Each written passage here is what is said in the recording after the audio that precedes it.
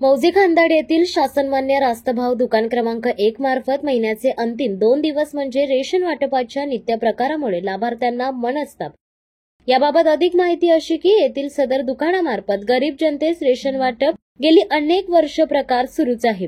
पूर्वी रेशनचे वाटप BPL card धारक यांना महिन्याच्या पहिल्या पंधरवड्यात होत असे। यानंतर केसरी पिवळ्या कार्ड धारकांना दुसऱ्या पंधरवड्यात वाटप केले जात असे। परिणामी लाभार्थ्यांना आपल्याला रेशन मिळते की नाही अशी विवंचना असे।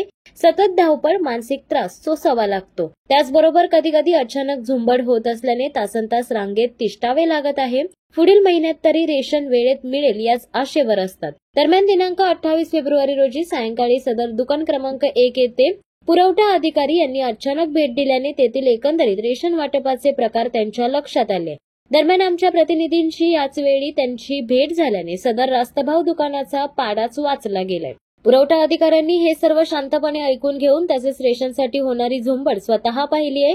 नंतर आमच्या प्रतिनिधीकडे वार्तालाप करताना सांगितले की आता नोटीस काढणार आहे। तसेच रास्तभाव धान्य वाटपाचे जे कोण करतील त्यांच्याबरोबर एक करार करून घेण्यात येईल, जेणेकरून अशी परिस्थिती पुढे उद्भवणार नाही। मात्र यांनी आमच्या प्रतिनिधींचे समाधान झाले नाहीये। त्यांनी अधिकाऱ्यांच्या निदर्शनास आणून दिले की मूळ प्रश्न असा आहे की प्रत्येक महिन्याच्या पंधरवड्यात बीपीएल कार्ड धारक यांना व नंतर दुसऱ्या पंधरवड्यात पिवळ्या आणि केसरी कार्ड धारकांना येथे वाटप होत असते, पण हे वाटप दोन्ही पंधरवड्यात शेवटच्या 2 दिवसात करण्याचा प्रघात आहे। परिणामी सुमारे 600 कार्ड धारकांना या शेवटच्या 2 दिवसात रेशन वाटप करणे कसे शक्य आहे। यामुळे आमचे या महिन्यातील रेशन बुडेल की काय अशी आशंका सर्वांनाच असते। याशिवाय अंतिम दिवशी दुकानच बंद असेल तर 100% सत्य असते की महिना बदलला की गेल्या महिन्यातील रेशन डुबल्यातच जमा आणि तसे दुकान चालकांकडूनही सांगण्यात येते। मग पुढचा प्रश्न असा की कार्डधारकांचा शिल्लक राहिलेला धान्याचा साठा दुकानदार सरकारी कोट्यात जमा करतोय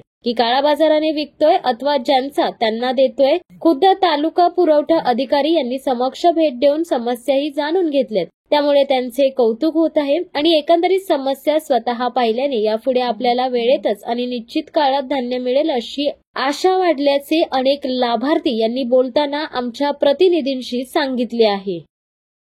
शिवसत्ता टाइम्ससाठी नरेश पाटील, मानगाव। दे धडक बेधडक वृत्त देणाऱ्या आपल्या शिवसत्ता टाइम्स न्यूज चॅनलला लाल बटन दाबून सबस्क्राईब करा आणि बेल आयकॉनला क्लिक करायला विसरू नका।